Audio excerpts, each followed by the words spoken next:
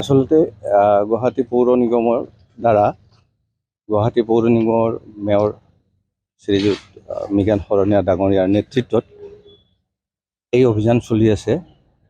গোটেই গুৱাহাটীখনতে আমাৰ গুৱাহাটী পৌৰ নিগমৰ ৬০টা ৱাৰ্ডতে এই অভিযানটো যোৱা ১৪ ডিচেম্বৰ ২০২৪ তাৰিখৰ পৰা আৰম্ভ হৈছে আৰু প্ৰতিটো ৱাৰ্ডতে কাম আৰম্ভ কৰি আছে, চলি আছে।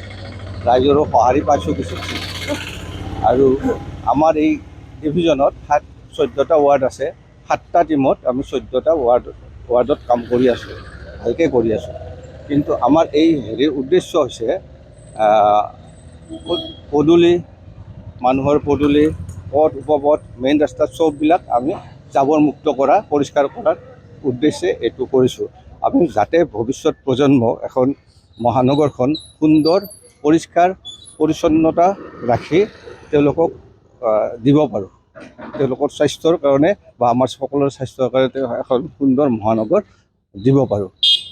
আৰু আমি যেতিয়া এতিয়া কৰি আছোঁ, এইটো সুন্দৰভাৱে চলি আছে। এই অভিযানটো ২০২৫ চনৰ মাৰ্চ চনলৈকে চলিব আৰু ৰাইজৰ সহায় সহযোগ লাগিব। আৰু তেখেতসকলৰ পদূলিতে আহিছোঁ, তেখেতসকলে আমাক সহায় কৰিছে আৰু এনেকৈ চলি মই ভাবোঁ সুন্দৰ চাফা জাবৰমুক্ত এখন মহানগৰ হ'ব।